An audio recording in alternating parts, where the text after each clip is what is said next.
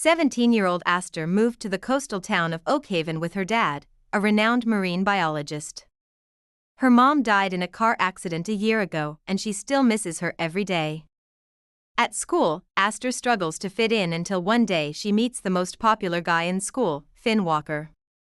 But there's a catch. He only appears during the full moon. And that's when Astor's life takes a magical turn. She discovers Finn's secret. He's been cursed by an ancient sea spirit to only exist during the full moon. And if he doesn't make a wish upon the next full moon, he'll be trapped as a sea spirit forever. With the help of her dad, who turns out to be a powerful mage, Astor finds a way to break the curse. But it comes at a cost. In exchange for breaking the curse, the sea spirit demands Astor's voice.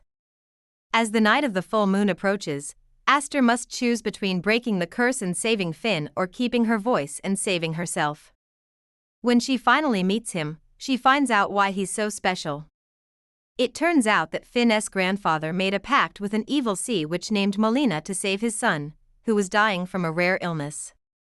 The witch agreed to cure the boy, but in exchange, she would take his voice and transfer it to her familiar, a cat. However, the familiar betrayed the witch, stole her power and cursed Finn's family, dooming them to only exist during the full moon. As the full moon approaches, Astor realizes that she can't let Finn suffer anymore. She loves him too much. So she decides to break the curse, even if it means losing her voice forever. Will she lose her voice and become a powerful mage like her father? Or will she let Finn become a sea spirit forever? Only one full moon remains to find out. This is Moonlit Pact, an autumn adventure where you decide the story. Who will you choose?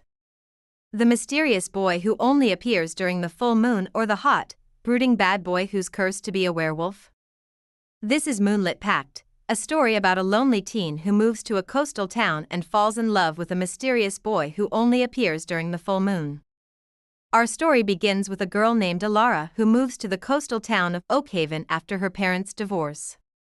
She's feeling pretty down about the whole situation and spends most of her time alone in her room writing poetry until one night she hears a knock. Startled, she opens her door to find a soaking wet boy with messy black hair and the brightest blue eyes she's ever seen. He introduces himself as Ren and asks if he could possibly stay at her place for a bit until his shift at the ice cream shop is over. Feeling bad for the mysterious stranger, Alora lets him stay, but she can't help but notice that he seems a bit, well, off. Like he disappears as soon as the sun goes down and he seems really uncomfortable around her. Then when the moon is full, he disappears completely. Puzzled by his behavior, Alora sneaks into his room while he's sleeping and finds a strange pendant hidden under his pillow. As soon as she touches it, she's visited by a colossal sea spirit who tells her that Run is her son and that he's been cursed to live as a human during the day and only be able to return to his true form under the full moon. The spirit explains that the only way to break the curse is for someone to make a pact with him, transferring their soul to him so he can finally rest. But there's a catch. Whoever makes the pact will have to disappear forever.